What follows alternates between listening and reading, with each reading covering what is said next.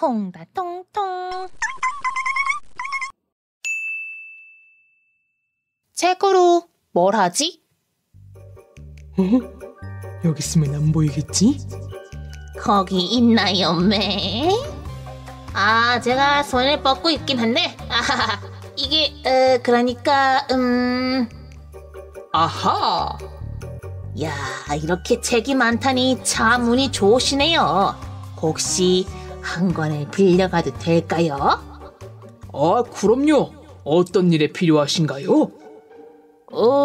그야, 책이니까 읽으려고요?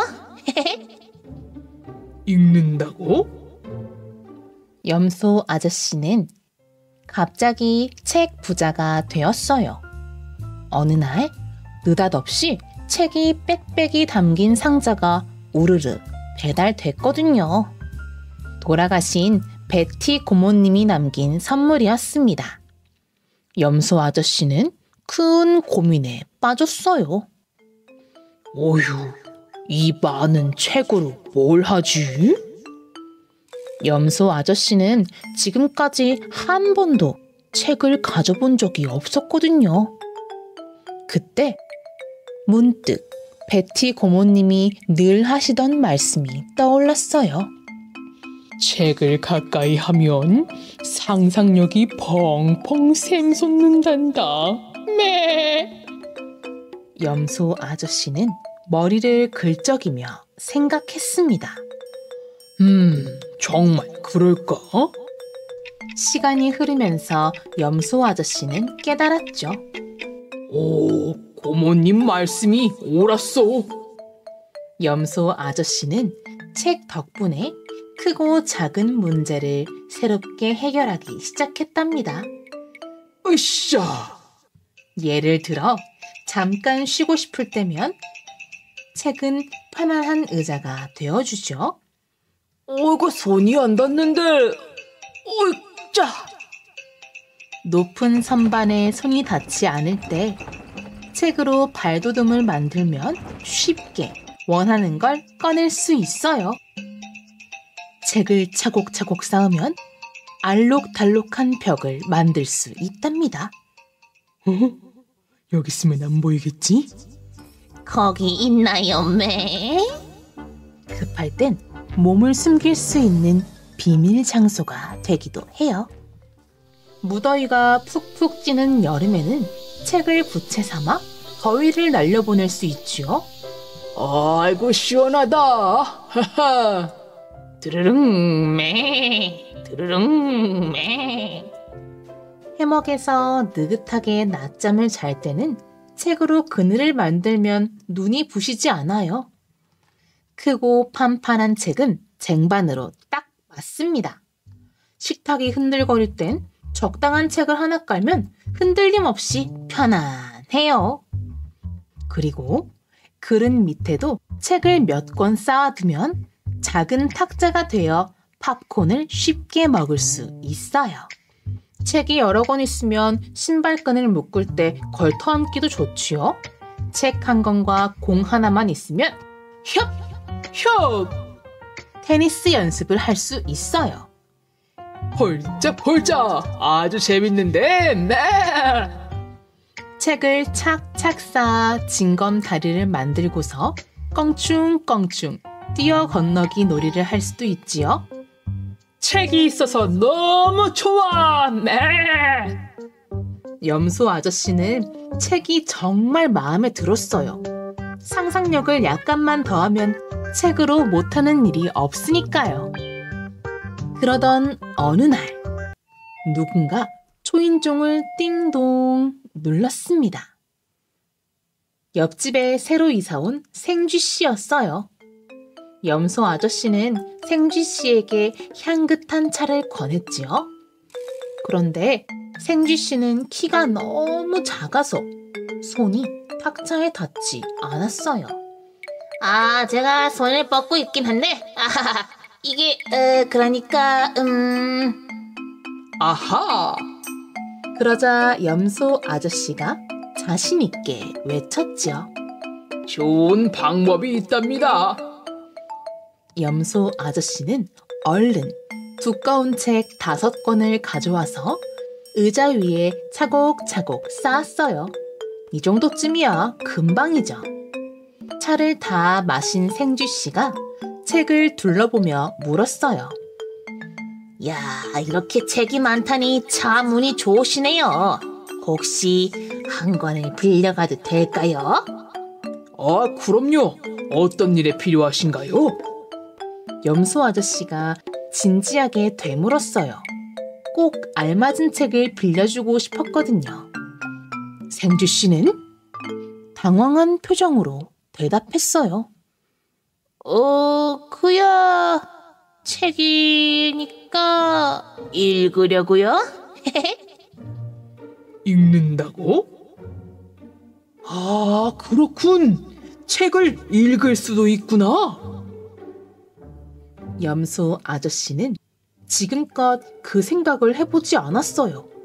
글자를 배운 적이 없었거든요. 생쥐 씨가 웃으며 말했어요. 제가 기꺼이 가르쳐 드리죠. 자, 기역, 니은, 디귿, 리을. 기역에 아를 더하면 기억의 알을 더하면 가. 맞아요. 정답입니다.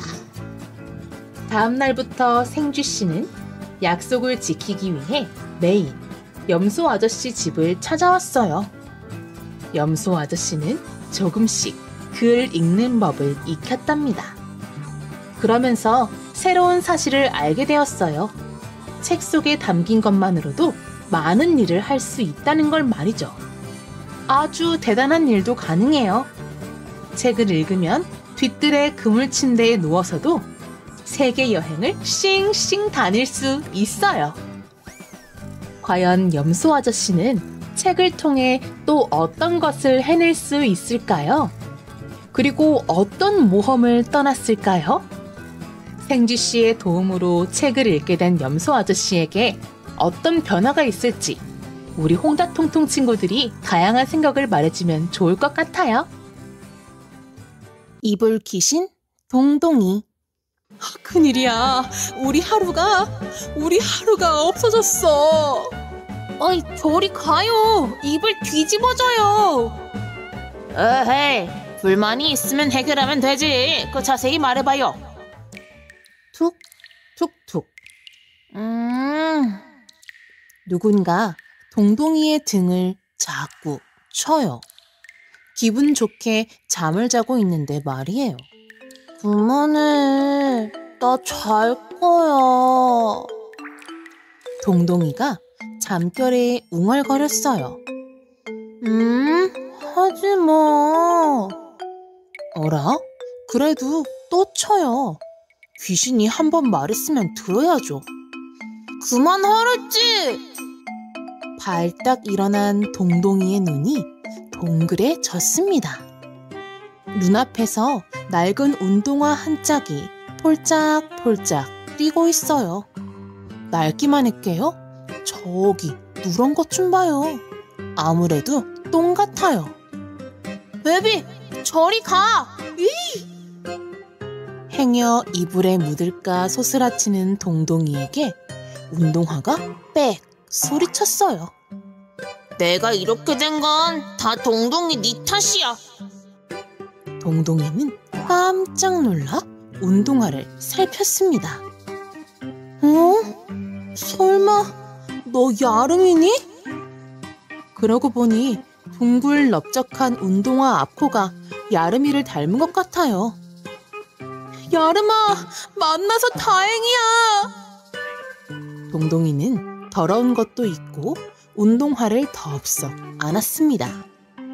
야름이가 누런 똥물을 뚝뚝 흘리며 몸을 비틀어요. 동동이 너 싫어. 밉다고. 야름아. 야름이의 말에 동동이는 그만 울어버렸어요. 둘도 없는 친구가 자기를 미워하다니 너무 슬퍼요. 울고 있는 동동이의 귀에 익숙한 목소리가 들려왔습니다. 동동아, 동동아, 그만 일어나. 봄날의 햇살처럼 따스한 목소리에 이끌려 동동이는 꿈에서 깨어났어요. 나쁜 꿈 꿨어? 머리맡에서 버들이가 걱정스레 물었습니다.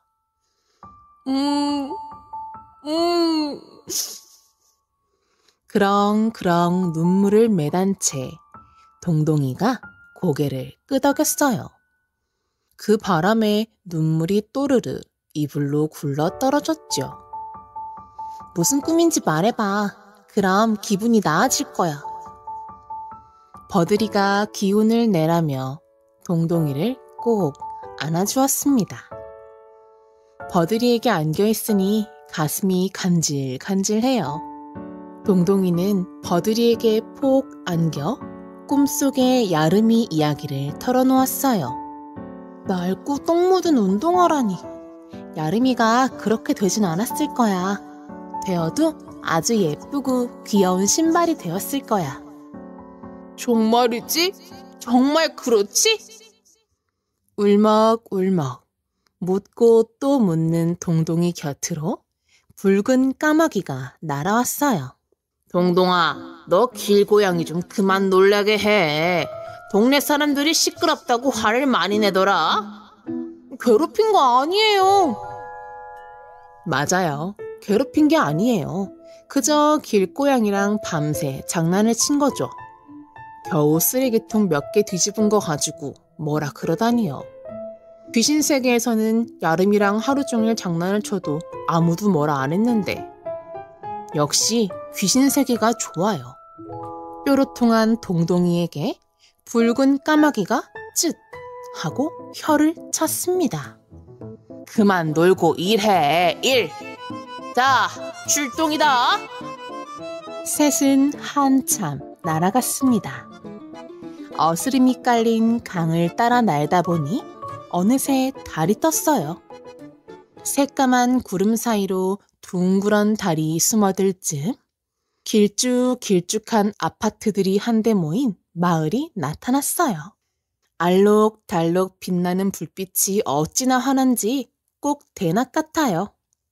붉은 까마귀는 똑같이 생긴 아파트를 요리조리 살피다가 커다란 분수 옆 아파트를 가리켰어요. 어허, 저기구만. 새벽이라 그런지 사람들은 모두 잠이 들었습니다. 자, 여기야 여기. 붉은 까마귀가 포로로 하고 작은 방으로 날아갔어요. 동동이는 동동동 방 안을 살폈죠. 그런데 너무 조용해요. 잠이 든 아이의 숨소리만 색색 들릴 뿐이에요. 잘못 봤나 봐요. 귀물이 안 보여요. 쉿, 귀물이 기분 나빠할라. 저기 있잖아, 만불산. 붉은 까마귀가 소곤소곤 책상 구석을 가리켰습니다. 동동이와 버들이는 까마귀가 가리킨 곳을 뚫어져라 쳐다보았어요. 책상 위에 어른 머리통만한 산이 놓여 있었어요. 누군가 정성 들여 만든 것이 분명해요. 산에 빼곡히 들어선 나무며 계곡에서 마을까지 이어지는 시냇물, 옹기종기 모인 초가집들, 울타리 안에 335 풀을 뜯는 양들과 모닥불을 쬐는 사람들까지 없는 게 없어요. 와, 버들아! 사람들이 움직여! 동동이가 깍 하고 호들갑을 떨었습니다. 당연하지. 귀물이잖니, 귀물. 붉은 까마귀가 시큰둥하게 대꾸하고는 부리를 2번 튕겼어요. 눈 깜짝할 새에 셋은 만불산 안으로 빨려 들어갔습니다. 우당탕 엉킨 채 눈을 뜨니 수많은 사람들에게 둘러싸여 있어요. 오동통한 아줌마가 허둥지둥 뛰어나오더니 동동이의 이불을 덥석 잡았어요. 큰일이야. 우리 하루가 없어졌어. 어이, 저리 가요. 이불 뒤집어져요. 이불 귀신에게 이불은 정말 중요해요. 행여 뒤집어지기라도 하면 큰일이지요. 기겁을 하는 동동이 앞으로 얼른 붉은 까마귀가 나섰습니다. 에헤이, 불만이 있으면 해결하면 되지. 그 자세히 말해봐요. 우리 하루가 눈에 넣어도 안 아픈 내 딸이 갑자기 사라졌어요. 아니, 아이를 어떻게 눈에... 아이를 어떻게 눈에 넣느냐고 물으려던 동동이는 입을 꼭 다물었습니다. 눈치 빠른 버들이가 기다란 손가락으로 배를 꾹 찔렀거든요. 하루 엄마는 그동안 있었던 일을 빠짐없이 이야기했어요. 양에게 풀을 먹인다던 하루가 사라진 지 벌써 이틀이나 되었대요. 그 사이 마을 사람들이 만불산을 이잡듯이 뒤졌다고 했어요. 동동이가 눈을 반짝이며 물었습니다. 만물산 밖으로 나간 건 아닐까요? 말이 돼요? 우리는 만물산 밖에서는 움직이지도 못하잖아요. 아이고, 하루야. 서름이 북받친 하루 엄마가 두 손에 얼굴을 묻고 엉엉 울었어요. 붉은 까마귀가 동동이를 째려보며 서둘러 하루 엄마를 달랬습니다. 아, 무슨 말인지 알겠고, 무슨 수를 써서라도 아이를 찾을 테니까 걱정하지 말어. 그러고는 하루에 대해 이것저것 묻기 시작했어요. 하루는 방울을 허리에 메고 있어요. 웃는 방울 하나, 우는 방울 하나요. 무척 아껴서 방울은 절대 빼지 않아요. 그제야 붉은 까마귀가 고개를 끄덕였어요. 방울이라. 알겠다. 불만을 해결해주면 가장 소중한 걸 내놔야 하는 거 알지? 그게 싫으면 귀신 세계로 나랑 같이 가는 거다. 알다 마다요. 하루 엄마가 붉은 까마귀의 두 날개를 꼭 쥐었습니다. 찾아만 주세요. 꼭이요. 대답을 들은 붉은 까마귀가 동동이를 툭 쳤어요. 하루를 만날 생각에 들뜬 동동이가 재빨리 버들이에게 등을 내밀었죠. 버들이가 동동이 등에 올라가자마자 붉은 까마귀가 부리를 2번 튕겼습니다. 또다시 눈 깜빡할 새에 셋은 만물산 밖으로 말려 나갔어요. 게으른 미숫가루 젤라토. 미안. 다음 주에는 꼭 시간 낼게. 약속. 그럼 아빠 간다. 아빠! 민준이는 허둥지둥 현관을 빠져나가는 아빠를 노려보았다. 미안과 약속은 아빠가 입에 달고 사는 말이었다. 처음부터 약속을 하지 말든가! 민준이는 닫힌 문에 대고 큰 소리로 외쳤다. 민준이의 아빠는 주말에만 집에 왔다.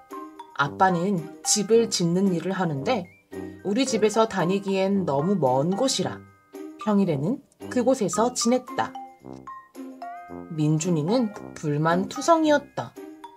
중요하지 않은 일을 해도 좋으니 아빠가 자신과 더 놀아주었으면 했다.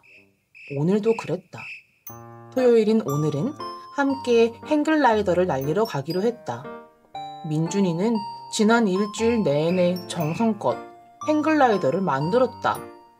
파란 바탕에 근사한 빨강 무늬를 그려놓고 아빠와 민준이의 이름을 나란히 적어 넣었다. 그런데 아빠는 집에 오자마자 다시 가야 한다고 했다. 엄마가 행글라이더를 날리러 가주겠다고 했지만 민준이는 대답도 안 하고 집을 나와버렸다. 거짓말쟁이. 아빠는 전생에 개미였을 거야. 일개미. 으이씨. 민준이는 터벅터벅 걸으면서 생각했다. 동화 속 개미는 추운 겨울이 오면 쌓아놓은 음식을 먹으면서 쉬기라도 하지. 아빠에게 쉬는 날은 없었다.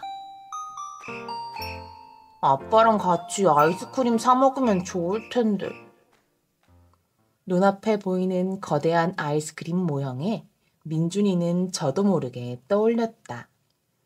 주말이 아닌 평일에 아빠와 나란히 손을 잡고 아이스바를 한 개씩 먹으며 한가롭게 걷는 모습을. 민준이는 기분 좋은 상상을 하며 아이스크림 가게 문 앞에 다다랐다. 유리문에는 안내문과 카메라가 붙어 있었다. 무인 아이스크림 가게. 웃는 얼굴을 보여주면 문이 열려요. 하지만 민준이는 웃을 기분이 아니었다. 그래서 입꼬리를 일그러뜨렸는데 카메라가 고장났는지 문이 띠리링 소리를 내며 열렸다. 민준이가 문을 열고 안으로 들어서자 마치 눈가루를 뿌려놓은 것처럼 은은하게 반짝이는 아이스크림 가게가 펼쳐졌다. 이 가게 전에는 본 적이 없는데 새로 생겼나? 민준이는 가게 안을 둘러보면서 혼잣말처럼 중얼거렸다. 그때 벽에 달린 스피커에서 지지직거리는 기계음이 섞인 목소리가 튀어나왔다. 너희들은 다들 똑같이 말하는구나. 아, 진부하다. 진부해. 뭐라고요? 민준이는 스피커를 쳐다보았다. 새로 생긴 게 아니라 전부터 있었는데 너희들이 보지 못한 거야. 어떻게 못 봐요? 어떻게 못 보긴. 마음을 다해 보려고 하지 않으니까. 간절하지 않으니까. 민준이는 무슨 말인지 이해할 수가 없었다. 아저씨는 온종일 이 가게만 지키고 있어요? 집에도 안 가고? 민준이는 갑자기 일만 하는 아빠가 떠올라 정체 모를 아저씨를 향해 화를 내기 시작했다. 왜 그러고 살아요? 아저씨도 집에 자식이 있을 거 아니에요. 걔들은 얼마나 아빠랑 놀고 싶겠어요? 그런 생각 안 해봤어요? 뭐라고? 아니, 놀아주지도 않을 거면서 자식은 왜 낳아요? 왜 낳냐고요? 민준이는 그만 버럭 소리를 질렀다. 아빠 없이 보냈던 어린이날, 크리스마스, 생일이 줄줄이 떠올랐다. 이런, 아빠가 너랑 잘 안 놀아주시니? 일하시느라? 민준이는 힘주어 고개를 끄덕였다. 그러고 나니 또 아빠한테 미안했다. 아빠가 없는 곳에서 험담한 것 같아서 그래서 얼른 덧붙였다. 우리 아빠 나쁜 사람 아니에요. 그런데 너무 부지런한 게 문제죠. 아빠가 게을러졌으면 좋겠어요. 배짱이처럼. 그거라면 내가 도와줄 수 있지. 스피커의 목소리가 벼랑간 밝아졌다. 카운터 옆 냉장고를 열어봐. 비밀번호는 100 4야. 민준이는 민트색 카운터로 다가갔다. 카운터 옆에는 정말로 자물쇠가 달린 유리 냉장고가 있었다. 비밀번호를 누르고 냉장고 문을 열자 차가운 눈을 목덜미에 댔을 때처럼 목에 차가운 느낌이 들었다. 용감 무쇠 아이스바, 어둠의 루비 아이스바인지, 투명 개구리 알셔벗? 이게 다 뭐야?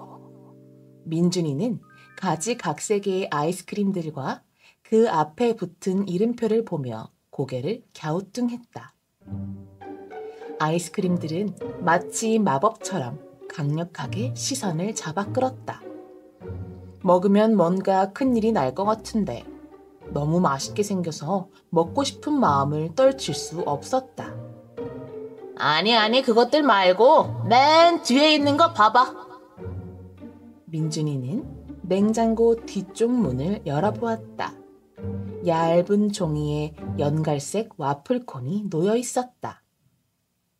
이름은 게으름 미숫가루 젤라토. 이름부터 마음에 들었다. 혹시 이걸 먹으면 게을러지는 거예요? 스피커는 그 질문에 대답하지 않았다. 대신 스피커에서는 이런 말이 흘러나왔다.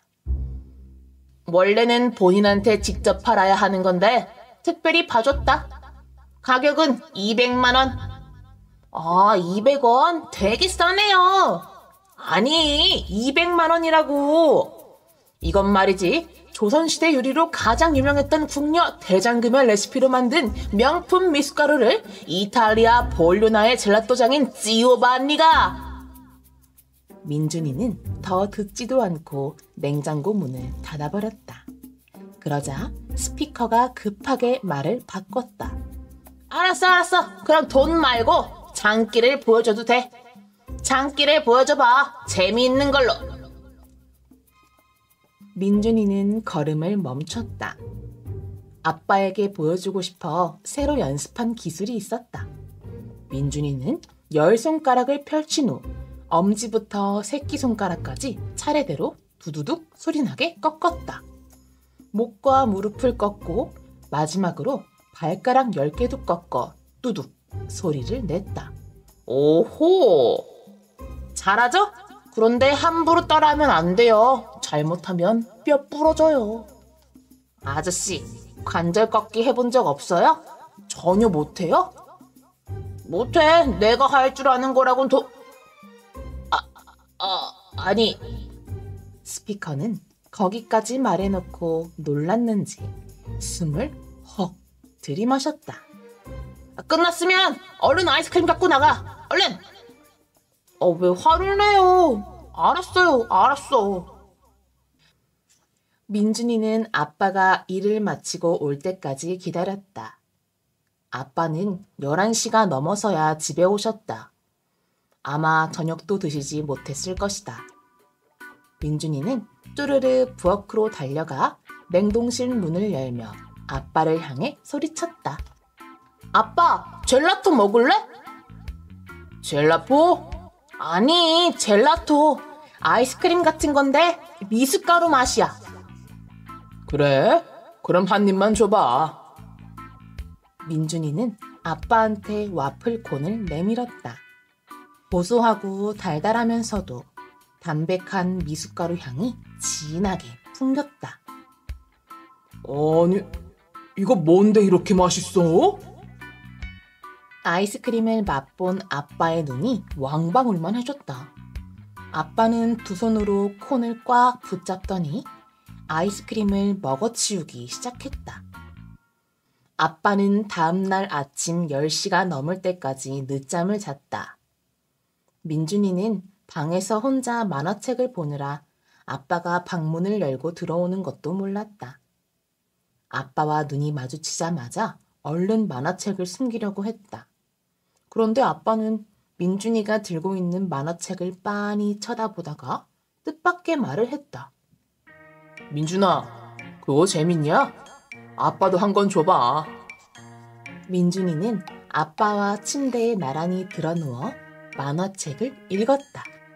천하의 게으름뱅이들이 된 것 같았지만 기분은 좋았다.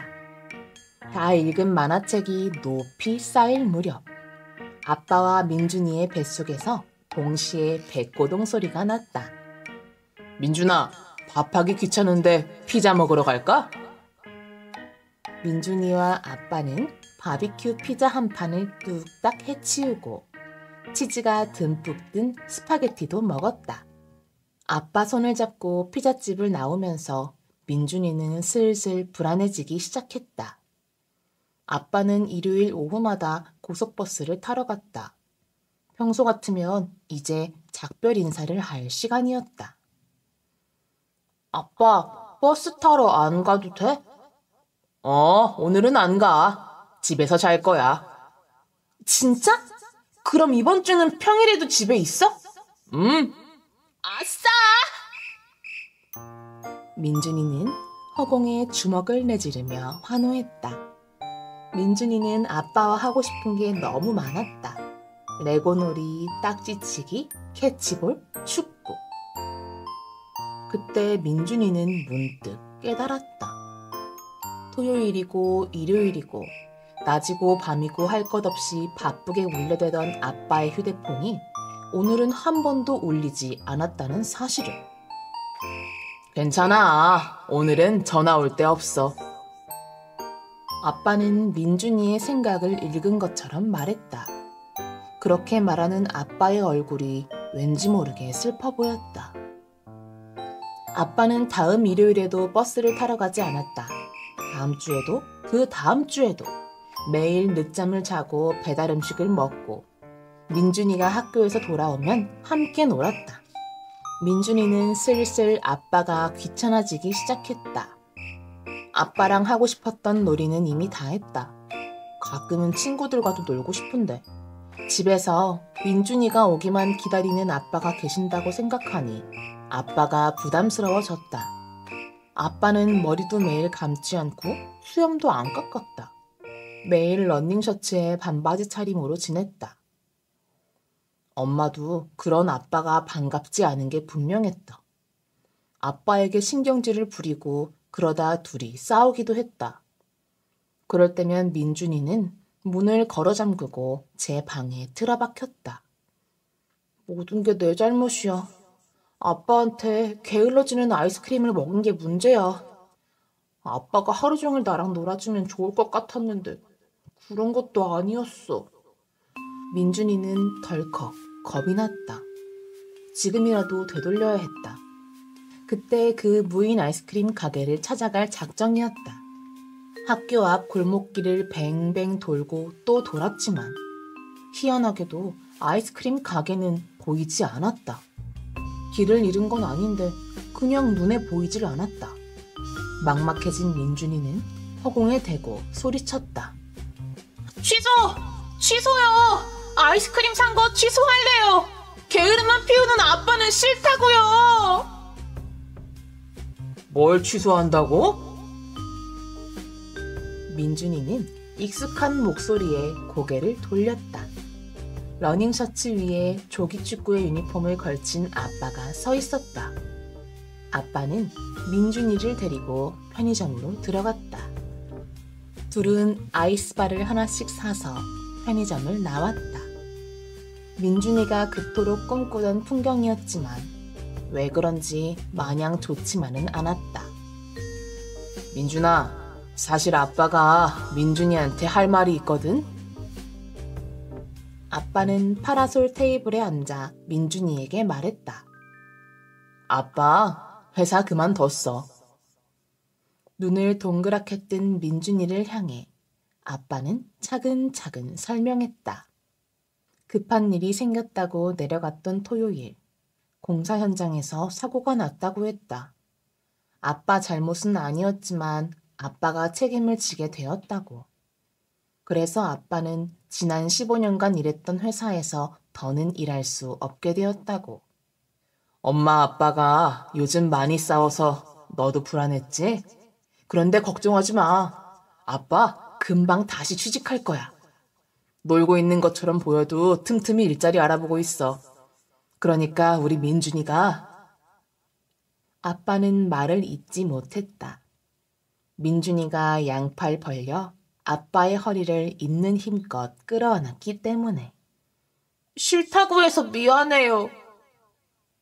게으른 아빠도 부지런한 아빠도 다 좋아요. 다 우리 아빠잖아요. 민준이는 눈물이 그렁그렁한 눈으로 아빠를 올려다 보았다. 혹시 자기 소원 때문에 아빠가 회사에서 잘린 건 아닐까 너무 미안했다. 민준이는 아빠의 손을 꼭 잡으면서 힘주어 말했다. 그냥 당당한 아빠가 되세요. 응원할게요. 아빠가 다시 회사에 갈 때까지는 그로부터 석 달이 걸렸다. 그동안 민준이와 아빠는 자전거로 동네 일주도 하고 엄마까지 셋이 보드게임도 하면서 많은 추억을 쌓았다. 아빠의 새 회사는 집에서 차로 30분 걸리는 거리였다. 이제 아빠는 주말 아빠가 아니라 언제나 아빠가 되었다. 출근하기 전 다 같이 아침도 먹을 수 있게 됐다. 이상한 무인 아이스크림 가게는 다시는 찾을 수 없었지만 민준이는 괜찮았다. 그곳을 보고 싶은 마음이 이제는 없었으니까. 가끔 민준이는 궁금했다. 그건 아이스크림의 마법이었을까? 아니었을까? 킁킁 가게. 할머니, 킁킁하고 올게요. 찬이는 500원짜리 동전을 받자마자 킁킁 가게로 달렸어요. 천천히 가라는 할머니의 목소리가 들렸지만 그럴 수가 없었죠. 마음이 급했거든요. 가게 앞 모퉁이까지 한달음에 갔지만 가게 문은 아직 닫혀 있어요. 킁킁 가게는 냄새를 파는 가게예요. 하얗고 네모난 건물 위로 빨간 지붕이 솟아 있어요. 세모난 귀가 지붕 밖으로 삐죽 나와 있고 건물 뒤로 뱅그르르 말린 꼬리도 보여요. 찬이는 500원짜리 동전을 꼭 쥔 채로 가게 앞을 서성거려요. 500원을 넣어야 냄새를 맡을 수 있거든요. 와, 드디어 문이 열렸어요. 안녕하세요. 찬이는 가게 안으로 뛰어갔지요. 돼지코 모자를 쓴 아저씨가 상냥하게 웃었어요. 아이고, 오늘도 일찍 왔네. 방학인데 늦잠도 안 자? 네, 근데 엄마 냄새 아직도 안 나왔어요? 찬이는 대꾸를 하는 둥 마는 둥 궁금한 것부터 물었어요. 어제도 똑같은 질문을 했어요. 그게 말이야, 그게 그렇게 쉽게 만들 수 있는 게 아니야. 아저씨가 열심히 연구하고 있으니까 조금만 더 기다려주세요, 손님. 킁킁 가게는 100가지도 넘는 냄새가 모여있는 곳이에요. 돼지꼬리 모양 화살표가 서로 다른 코너를 안내해주죠. 오른쪽은 비릿한 냄새, 왼쪽은 고소한 냄새, 가운데는 달콤한 냄새로 가는 길이 있어요. 매일 아침 찬이는 킁킁 가게에 와서 냄새를 맡아요. 찬이가 서 있는 이곳은 사람 냄새 코너예요. 사람에게서 나는 온갖 냄새를 모아놓은 곳이지요. 땀 냄새, 술 냄새, 입 냄새, 방귀 냄새, 맨 끝에는 아기 냄새도 있어요. 찬이가 원하는 엄마 냄새만 아직 없네요. 찬이는 엄마 냄새 대신 파마약 냄새를 골랐어요. 튜브를 코에 대고 버튼을 눌렀죠. 그러자 냄새가 천천히 빨려 들어왔어요. 파마약 냄새. 안녕히 계세요. 킁킁 가게를 나오다가 찬이는 또 그 아줌마를 봤어요. 어제도 그제도 본 아줌마예요. 긴 머리가 어깨 위로 축 늘어져 있지요. 엄마가 봤다면 이렇게 말했겠죠? 아유, 저 늘어진 머리 뽀글뽀글 말아주고 싶네. 엄마는 미용사였거든요. 지금도 어디선가 머리를 만지고 있을 거예요. 아빠만 아니었다면 찬이는 엄마랑 함께 지내고 있을 거예요. 미용실 원장님이 꿈이었던 엄마는 아직도 그 꿈을 꾸고 있을까요? 엄마, 학교 다녀올게요. 엄마 어디가? 찬이는 그날을 똑똑히 기억해요. 술에 취하면 무엇이던 부수던 아빠가 엄마까지 부숴버리려고 한 날이요. 찬이가 눈을 떴을 땐 라푼젤처럼 풍성한 엄마의 머리카락이 숭덩숭덩 잘려 나가 있었어요. 엄마는 바닥에 뒹구는 머리카락을 멍하니 보고 있다가 조용히 일어나 밖으로 나갔어요. 엄마! 엄마!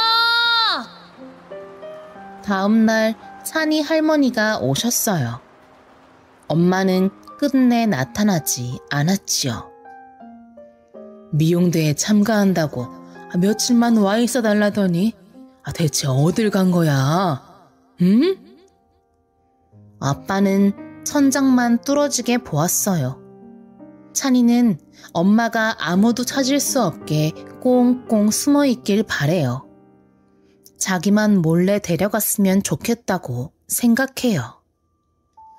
엄마, 꽁꽁 숨어 있어. 찬이는 아줌마가 어디로 가는지 알아요. 바로 아기 냄새 코너예요. 아줌마는 500원을 넣고 팩 하나를 들이마신 뒤 또 500원을 넣어요. 그리고는 어깨를 들썩이기도 하고 눈가를 훔치기도 해요. 찬이는 알아요. 아줌마는 울고 있을 거예요. 찬이도 처음엔 그랬으니까요. 만약 파마약이나 매니큐어 냄새 대신 진짜 엄마 냄새를 맡게 되면 그땐 다시 펑펑 울지도 모르죠. 찬이가 킁킁 가게 앞 의자에 앉아 있는데 아줌마가 나왔어요. 역시 눈은 빨개져 있네요. 왜 그렇게 쳐다보니? 젖은 눈가를 손등으로 누르면서 아줌마가 말을 건네왔어요. 아줌마 아기가 떠나버렸어요? 찬이는 궁금해서 물어본 건데 아줌마는 입술을 실룩실룩 하더니 손바닥으로 얼굴을 가려버렸어요. 그러고는 아기처럼 엉엉 울기 시작했어요. 아줌마를 울린 것 같아 미안해진 찬이는 주머니에 있던 마스크를 꺼냈지요. 휴지 대신 이걸로 닦으세요. 아줌마는 마스크를 보더니 갑자기 웃음을 터뜨렸어요. 기찬이? 네 이름이구나. 누가 만들어준 거야? 엄마가요. 냄새 맡기 싫을 때 쓰라고 했거든요. 집에서 술 냄새가 많이 나서. 엄마는 찬이 이름을 기찬이라고 쓰곤 했어요. 친구들이 그걸 보고 이건 귀찬이 마스크니? 하며 놀리곤 했죠. 찬이의 말에 아줌마는 젖은 눈으로 호호호 웃었어요. 아줌마, 울다가 웃으면 똥꼬에 소나무가 난대요. 찬이는 머리만 긁적거렸어요. 아줌마가 그런 찬이의 머리카락을 마구 헝클어뜨렸습니다. 찬이 엄마처럼요. 너 재밌다. 아줌마는 출근해야 하니까 우리 내일 또 보자. 마스크 고마웠어. 매일 아침 찬이는 아줌마를 만나요. 찬이와 아줌마는 킁킁 가게의 첫 손님이니까요. 킁킁 가게를 나오면 둘은 사르르 아이스크림 가게로 가지요. 찬이와 아줌마는 동그란 의자를 빙빙 돌려가며 아이스크림을 먹어요. 아줌마는 왜 파마 안 해요? 파마? 머리카락이 무거우면 기분도 처진대요. 우리 엄마가요. 아줌마는 웃기만 했어요. 그래놓곤 다음날 아줌마는 파마 머리를 하고 나타났지 뭐예요. 엄마 말이 맞아요. 아줌마는 훨씬 가볍고 즐거워 보였어요. 아줌마가 웃을 때면 머리카락도 흔들흔들 춤을 추었거든요. 그럴 때마다 파마약 냄새가 났어요. 여름방학이 다 가도록 아저씨는 엄마 냄새를 만들지 못했어요. 미안해서 어쩌지? 너무 어렵네. 난 재능이 없나 봐. 킁킁 가게 아저씨가 풀죽은 목소리로 말했어요. 오늘따라 더 시무룩한 표정이에요. 돼지코 모자도 찌그러져 있네요. 엄마 냄새를 까먹을까봐 그랬어요. 근데 이젠 괜찮아요. 기억할 수 있으니까요. 찬이는 아줌마를 떠올리며 아저씨를 위로했어요. 아줌마에게서는 밥 냄새 같기도 하고 비누 냄새 같기도 한 냄새가 나요. 엄마에게도 이런 냄새가 났죠. 아이스크림을 먹는 동안 찬이는 엄마 냄새를 실컷 맡을 수 있어요. 그런 날은 아빠에게서 풍기는 술 냄새도 참을 수 있지요. 엄마도 찬이처럼 냄새를 찾고 있을까요?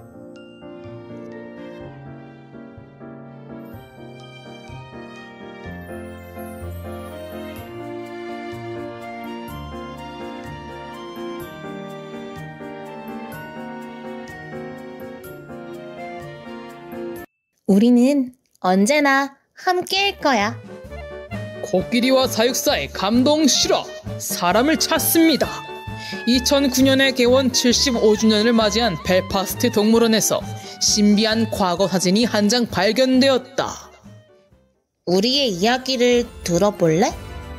아주 오래전 내가 아기 코끼리였을 때 일이야.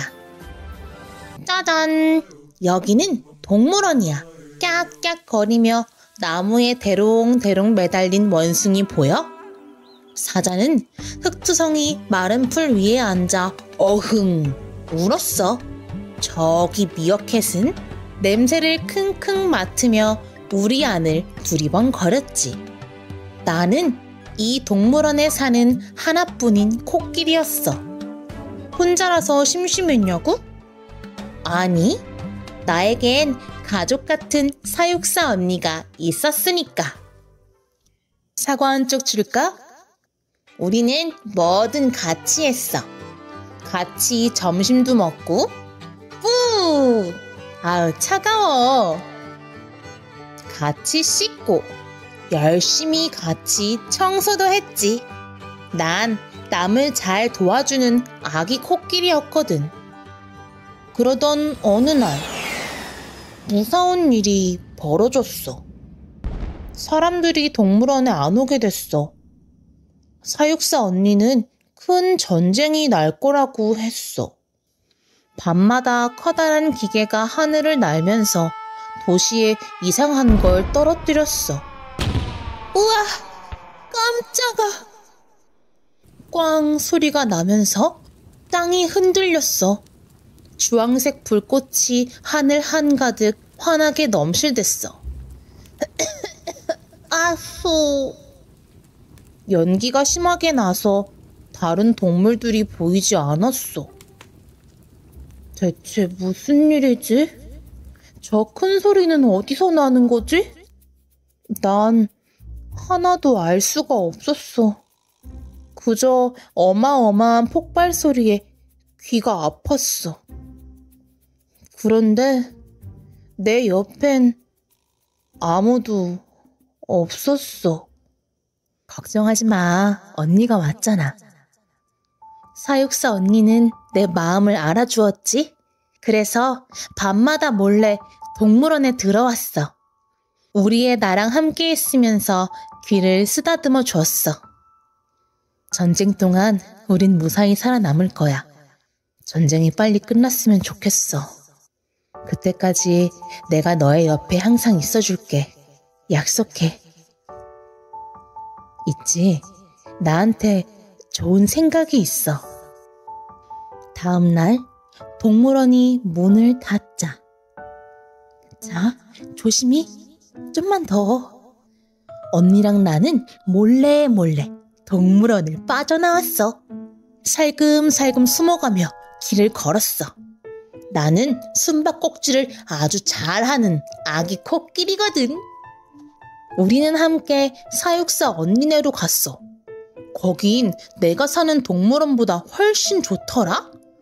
오차! 뜯어먹을 풀도 많고, 하얀색?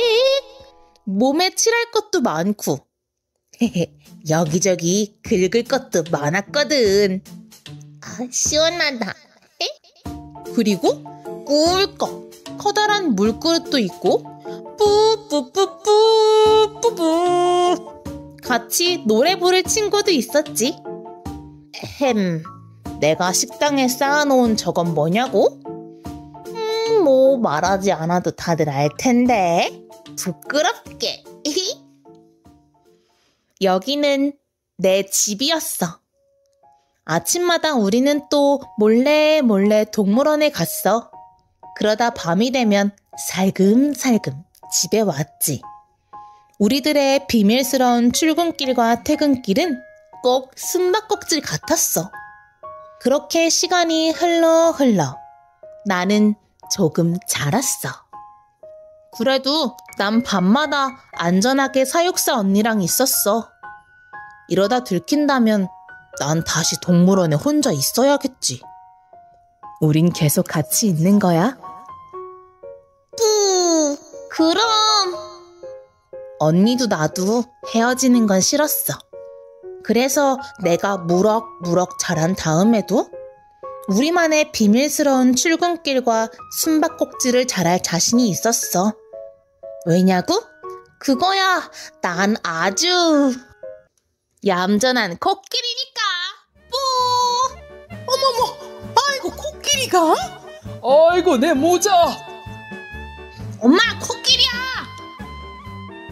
결국 우리 비밀은 사람들에게 들통나고 말았어. 사육사 언니가 슬픈 목소리로 말했어. 여기 있으면 네가 안전하지 않을 거야.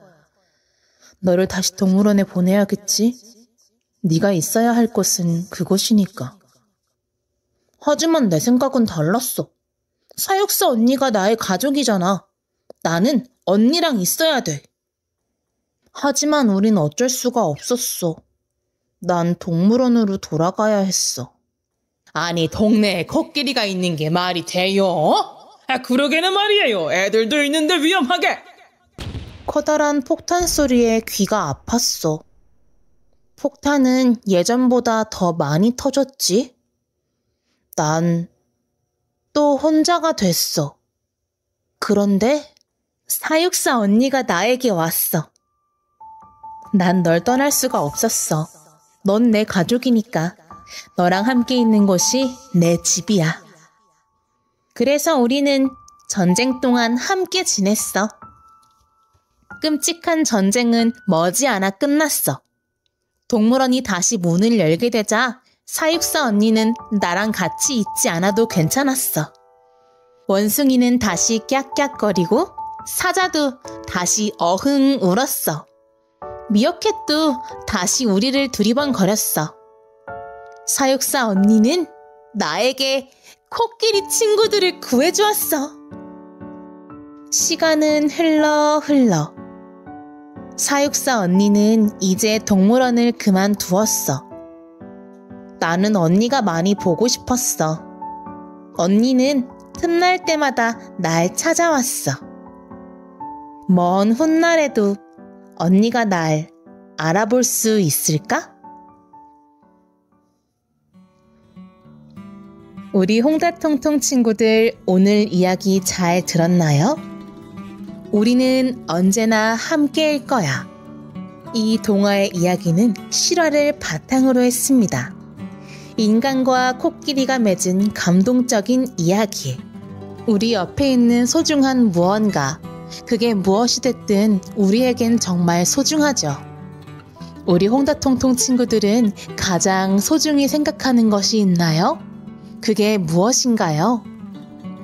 홍다통통은 오늘 이야기를 마치며 우리 홍다통통 친구들이 더더욱 소중히 여기는 그 무언가, 그 누군가를 위해 그 누군가에게 언제나 사랑한다, 고맙다는 마음을 표현하길 바랍니다.